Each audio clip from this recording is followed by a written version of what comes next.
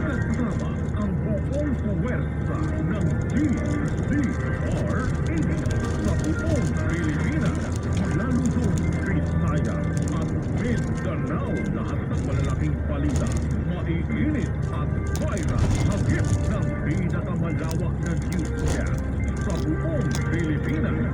Rapido Hataw Balita. Rapido Hataw Balita. Kasama sina Ray Sibayan at Romel Fuertes. Rapido Hataw Balita. Mga malalaking balita, hataw na. Rapido Hataw Balita. Magandang hapon ho, Luzon, Visayas, Mindanao, Lunes. Ngayon po ay April 22, 2024. Sa ating pong headlines, siyam na kasunduan pinirmahan sa pagitan po ng Pilipinas at ng Qatar.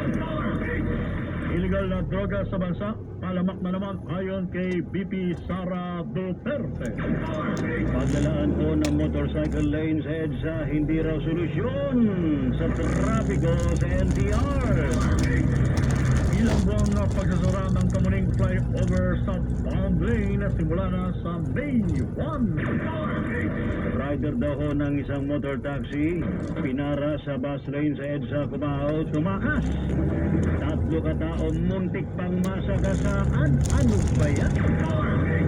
Halos 7 milyong pisong halaga ng shabu. Nakumpiska naman sa Marawi City, dalawang ang arestado.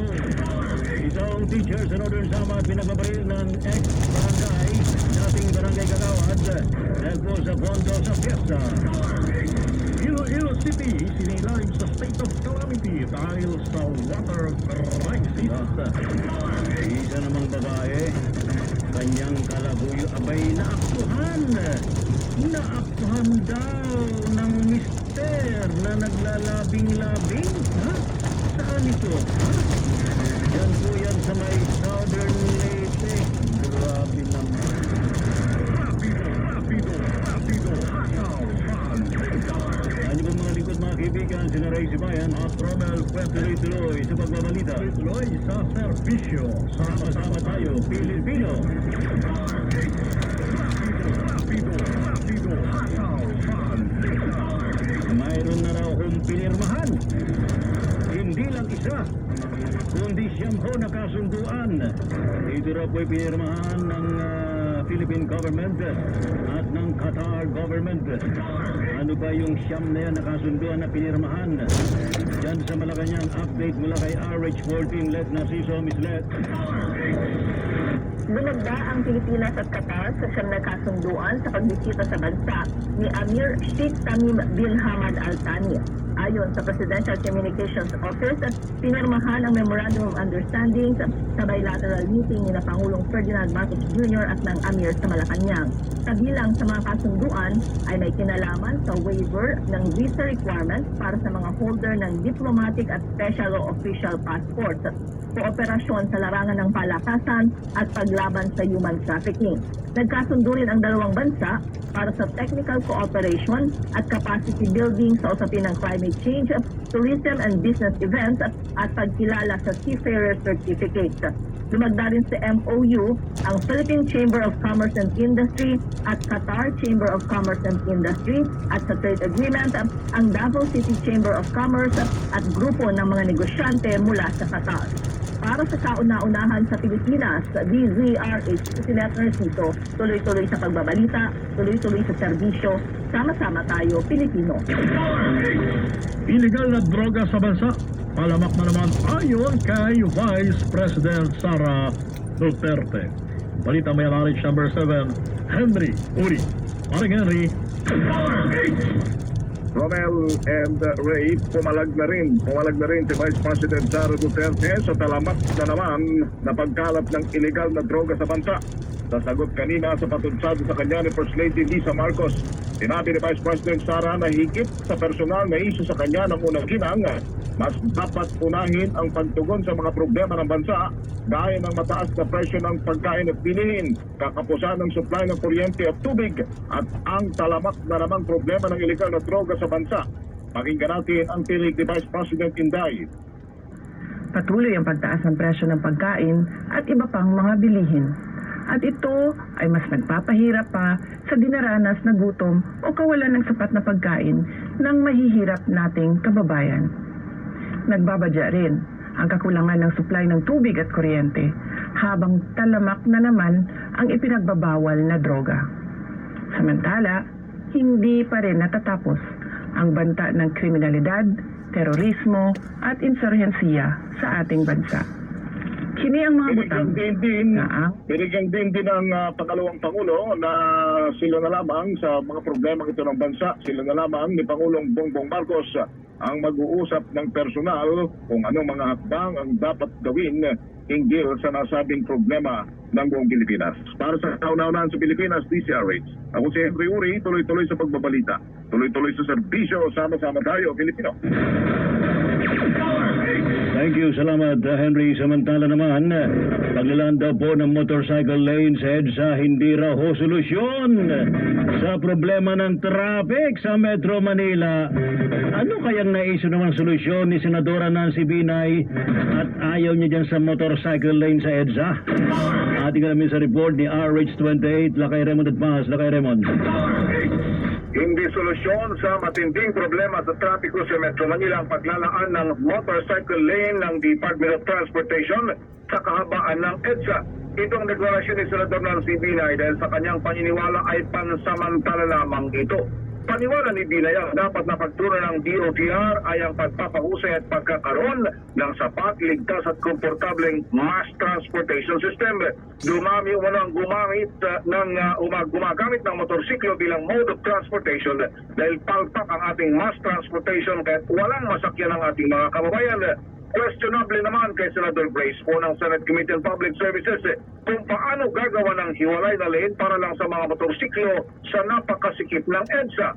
Para kay po ang programang ito'y nauna nang ipinatupad ng MMDA kaya't magandang tingnan muna ito ng DOTR kung ano ang naging resulta. Para sa kauna-unahan sa Pilipinas, DZRH, ito si Raymond Paz, tuloy-tuloy sa pagbabalita, tuloy-tuloy sa serbisyo, sama-sama tayo, Pilipinas.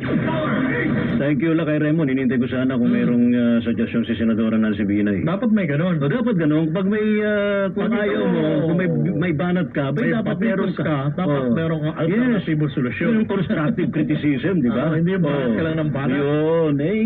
Dapat sana ganun ang ginagawa ng ating mga mambabatas, magbigay tayo ng mga solusyon. Hindi pa pwede yung punalang kayo. Saka ano yan, short term and long term solutions dapat yan, Hindi pa pwede yung punalang kayo ng punalang. Kasi pag tinanong kayo, anong gagawin? Yun, wala. Utos naman ni Pangulong Ferdinand Bongbong Marcos Jr. maalisin ang non-tariff barrier sa mga inaangkat na agri-products, mga pagpapababa sa presyo ng pagkain. Sino naman nagsabi nito? RH number 12, Manang Milky Regunan. Manang Milky. Naniniwala si Albay Representative Joey Salceda, Chairman ng House Ways and Means Committee, na mas magiging mura na ang presyo ng mga pagkain matapos ipag-utos ni Pangulong Bongbong Marcos ang pagpapadali sa proseso ng pag-aangkat ng agricultural products. Sa ilalim ng Administrative Order No. 20, pinaluluwagan ni Pangulong Marcos sa Department of Agriculture ang administrative procedure sa pag-import ng agricultural goods. Para tugunan ang prices. Aminado si Salceda, napakahirap para sa isang exporter na magbenta ng pagkain sa Pilipinas dahil isa ito sa may pinakamataas na halaga ng proteksyon para sa domestic goods na nasa 27% share ng farm receipts. Sinabi ni Salceda, bukod sa Rice Competitiveness Enhancement Fund o RCEP, wala nang ibang mekanismo para direktang suportahan ang domestic sector sa pamamagitan. Naniniwala si nasa tamang direksyon ang kautusan ni Pangulong Marcos, lalo at lubos ng naipatutupad ng DA na mabuksan ng sugar imports sa direct industrial users na nangangahulugang gagalaw na ang food manufacturing sector. Pabibigyan niya ng solusyon ang problema sa presyo ng isda. Mataas na angkas ng non-tariff protection dahil ng Certificate of Necessity to Import. Para sa kauna-unahan sa Pilipinas, DZRH, ako si Milk Regunan. Tuloy-tuloy sa pagbabalita, tuloy-tuloy sa serbisyo, sama-sama tayo, Pilipino. Thank you, salamat. Ilang buwang pagsarado po ng Kamuning flyover sa southbound ng EDSA. Diyan po sa may, ano po ito, sa may pagitan to ng Timog, no? Hanggang Kamuning. Very busy yan. Abay, Yung lugar na yan. Yan, di ba, ano to, sinasailalim sa retrofitting? Yun. Abay, simula na raw po isasara sa Mayo 1. Ngayon pa lang, pinapaalalahan na natin yung mga motorista na palagi ang dumadaan dyan. Yan, oo. Ma'am kayo ng sangkaperbang. Pasensya. Pasensya. Oo, kung hindi man, abay, mag-isip na po kayo saan tayo alternatibong daraan. Yun. Ating lamin sa record, the RH52, Edgar Carosa, Edgar. Romel Ginurong sa Mayo 1, itong patisara ng southbound lane ng Kamuning flyover sa mga motorista. Kaliban na lamang ito sa mga pampublikong bus na dumadaan sa EDSA Carousel. Ayon sa Metropolitan Manila Development Authority, magsisimula itong pagkukumpuni ng Department of Public Works and Highways sa araw na ito ng Webes, Abril 25. Pero sa April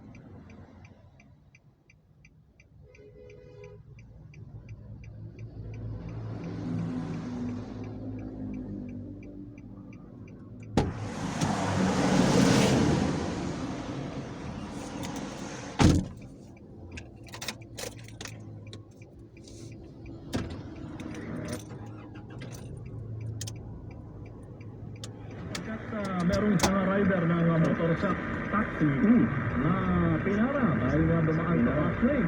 Dumaan sa bus lane, pinahinto. Wow! Eh, siyempre bawal. Siyempre, bawal na yun. Sa bawal na, delikado pa. Oo, hindi naman siya emergency. Tama. So ngayon, ang ginawa ng rider, tumakas, muntik pa masagasaan Ayun lang. yung tatlong enforcer ng MMDA. Lamig na dapat talaga pag-aralan mabuti yung sitwasyon sa EDSA. Oo. Oh, natukoy na ba kung sino yung kamote rider, Val Gonzales? Nagtanim na ba ng kamote? dahil dyan sa incident na yan na Ray at Ronel. Plano ngayon ng Metropolitan Manila Development Authority na sampahan ng patong-patong na kaso. Itong motor rider na to, tinatanong mo Ronel kung nakilala na. Hindi pa pinapangalanan pero kilala na. Itong rider, motor rider na ito, na nagtangkang malagasan ng mga traffic enforcer sa EDSA Cubao North Town para ng umaga. Ayon sa MMDA, naalagay sa peligro ang buhay ng tatlong mga enforcers dahil muntik kang sagasaan ng motor taxi driver na nagtangkang tumakas. Kitang-kita yan sa video. Yung pagtangkang pagtakas ng parahin dahil sa pagdaan sa EDSA busway. Agad naman naharang. Kung makikita sa video, agad naharang ng kasamang operatiba mula sa Special Operations Group Strike Force ang rider na may sakay na pasero. Ang rider na yan ay partner driver ng Mugit, isa sa mga transport network company. Sa Valley MMDA acting. Kawawa lang yung pasahero. Pati yung pasahero nalagay sa peligro Bahala doon. Correct. Saka nalagay sa peligro. Delikado yun. Correct. Akala natin kung titignan mo yung video, simple lang yan. Pero kung ikaw mismo yung nandyan. Aba, syempre, nakakangatog yun Yung papakamakan mo. Oo. Katigtasan mo yung Talagang wish buhay itong mga enforcer natin, talagang human barricade. Pero yun mo, inarang sa isa, tapos sila nakalampas, nagtangka pang di ba? lampasan yung isa pang traffic enforcer. Kung bihira yung rider na yan. Dapat turuan talaga ng leksyon niya, Val. At kung wala yung pangatlong rider, Malamang nakalpas na. ay ipit na siya, nakalpas yan. Kaya naglabas ng direktiba itong si MMDA Acting Chairman Attorney Roman Dortes na magsusumite ang ahensya ng report sa Right Hailing Service Company na kanyang pinapasukan. Tanggal yan. Pag-aay ng reklamo sa Land Transportation Office. Dahil itong si Chairman Artes, ihilingin nila sa LTO na kansilahin ang lisensya nang hindi mo na pinangalan ng rider. Kaninang umaga, Rhea Tromel ay una nang nag-I am sorry sa tanggapan ng Department of Transportation ang PGA player na si Raymond Almasan dahil sa pagdami ko sa EDSA Busway at nagtangkapang manuhol noong nakaraang linggo. Sorry lang. Magbabayad din. Magbabayad yan na niya. Pagmumultahin. Di ba dapat sana pag ganyan kinakansela yung lisensya? Ang sabi ng DOTR, isa yan doon sa ating Panunuhol yung ginagawa eh. Di ba? Daw yung law enforcement agency. Talaga? Susulong nila yung investigation. Abay, bribery. Talagang lantaran na bribery yung gustong gawin. Kasong criminal Oo, yes. So, nasa revised penal code yan, ha? Baka naman Bal, baka naman dahil PBA player Ay, hindi yun. bigyan na ng konsiderasyon. Dapat hindi dito kukonsintihin ng PBA. Dapat magkaroon din dito ng action ng PBA. Oo. Meron na, napatawan na yan ng isang game na suspension. Yun. Ayun, mabuti naman. One game suspension. Kaya yung nangyari dito kay doon sa team ni Raymond Almasan, ayun, olas, talo. Yung game nila kagabi dahil dun sa wala siya. Saka alam mo, Bal, malaki insulto yun doon sa mga men in uniform natin. Biruin mo, naka-uniforme, tapos ganyan ang gagawin. Harap-harapan, lantaran pa. Parang pambabas. Irespeto na lang yung uniforme. Pambabasto siya sa buong ahensya. Hindi nandun sa... Authorized yan eh, ha? Hindi nandun Authorized sa person yan. mga nakatalagang enforcer, kundi sa buong ahensya. Yes, gusto. so, talaga naman. Ay lamang, pero sa panig ng DOTR, sinabi nila na kung may nalakang suspectong kriminal, itong si Almasan, Kakasuhan. kala na daw yung law enforcement agencies kung gagawa ng kanilang moto proprio na mandato yung pagsasampa ng kaso. Salamat, Bal. Val Gonzales, Bacturo Bella 3. Buti na lang si Val Gonzales, sobrang disiplina yan sa kalsada. No, bawal dumaan sa EDSA busway kahit nagmamadali yan. Ha? Kahit pa... Hindi naman katwiran yun eh. Tama. Oo. Ultimo nga mga senador sa mga congressman. Tayo ba kayo mga ordinary mga citizen, ano? Pero siguro I would suggest, ibalik partly lang naman, hindi mo siguro buong EDSA, yung barrier. Kasi para iba, kasi para natutok yung dumaan kapag sobrang di ba? Ay, sakit lang naman eh. Marami talagang pasaway eh. Nagkataan lang yung barrier. Kahit may barrier, lumulipot pa rin. Lalo pagka alam nila na plastic lang yung barrier. There is no barrier. Lalo pag alam nila na plastic, may ganon. Ay, susapo. Sana nakikinig. Sa concrete nga eh. Sana alam to ng mga senador, senadora na si Mina na pag-isipan mabuti yung sitwasyon sa EDSA. Lalo na sa mga nagmumotor, ha? Siyempre may hagad dyan eh. Nararamdaman niya kaya yung traffic. Ayun lang, ha? May hagad dyan, sigurado. Samantala naman, dati pa rin po mga balita, Korea, nagsagawa na po ng clean-up activity sa Manila Bay at Las Piñas, Parañaque, Westland Park.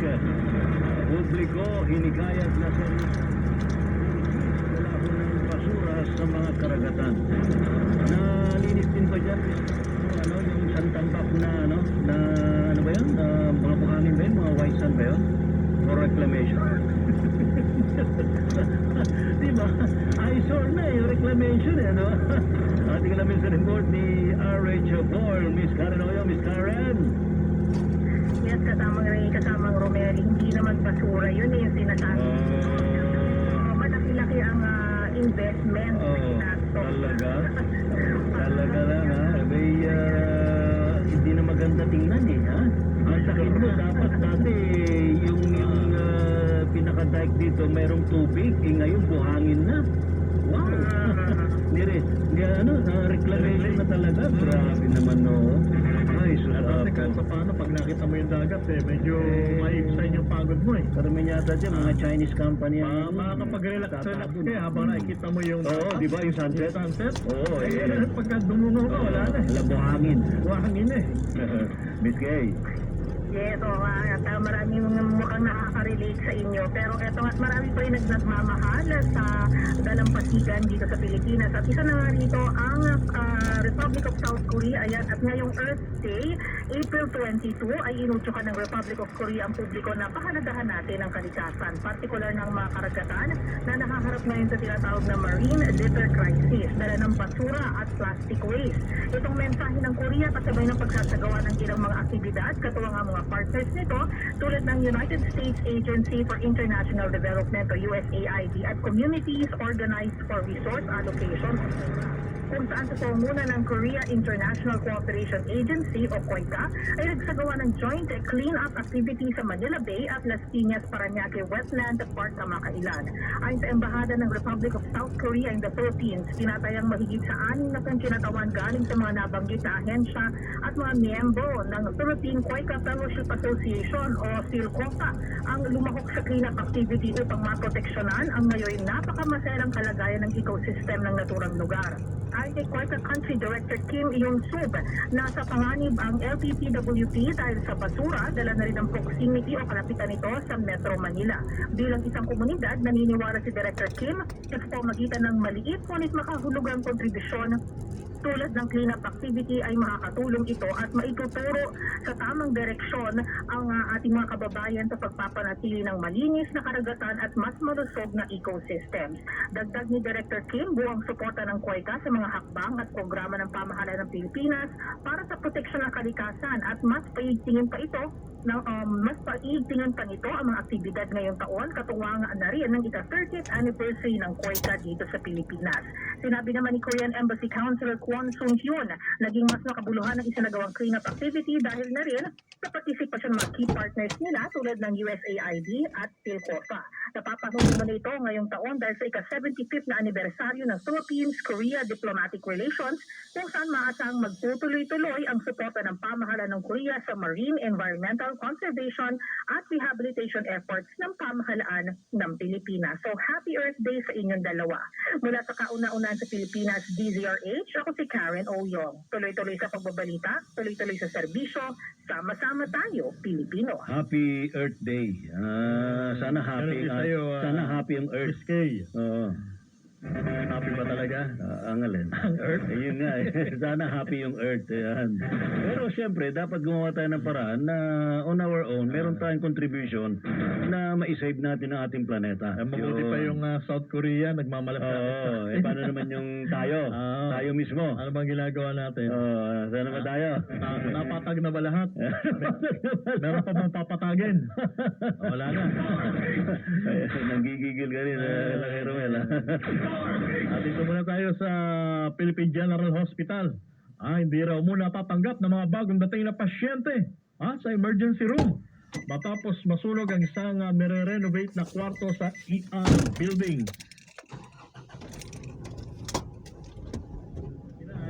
Boy Gonzales. Boy. Mismo nga si Philippine General Hospital spokesperson ng Dr. Jonas Del Sario ang nagkumpirma na nito kung saan nakabalik na sa loob ng emergency room ang higit 100 pasyente na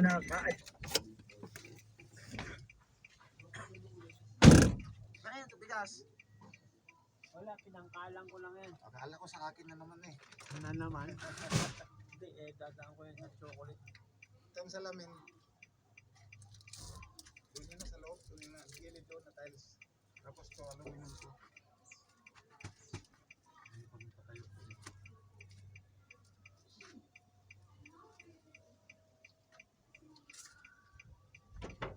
Tinanggal natin sa SL, di ba?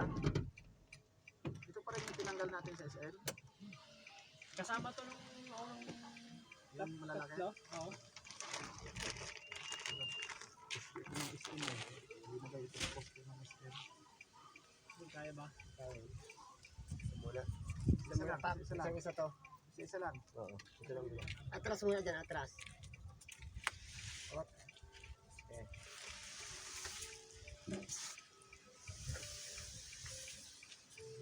Patayo lang.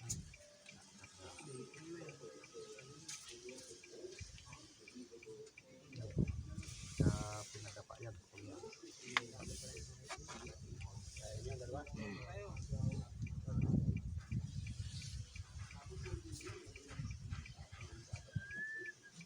Mga Patrick sa kabila.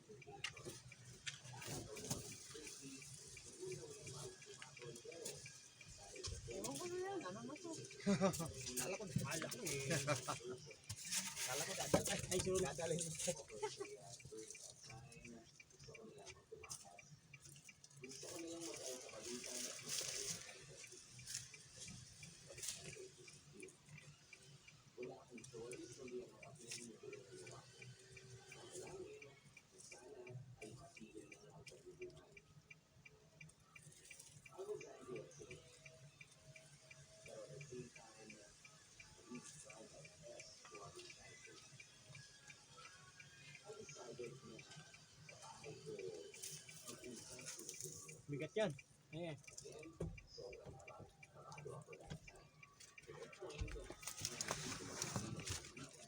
Iangat mo dyan kung diaper.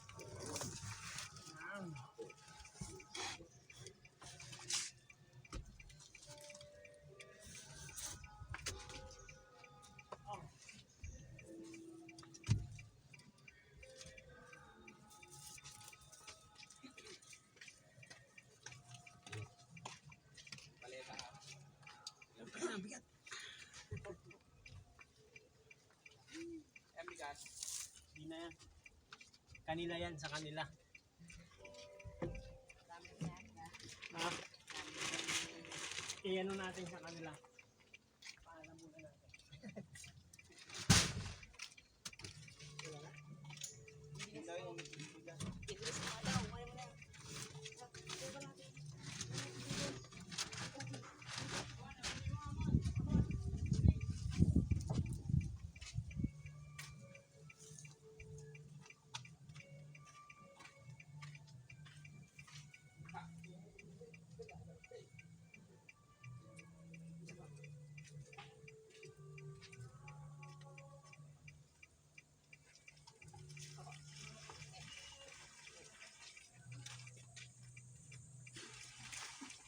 Tara na, sakay na. Nangingi nyo ka natin kapan. Ano? Hingingin. First time bigay. Hinihingi mo natin ngayon. Hindi ano eh, sakain mo na naman. Hindi mo na ako titira. Pinaya ano kahapon, inubos. Wala na po sa ulam. Kasi kagsilaw na Pati wala ako nag-ubos. Yate!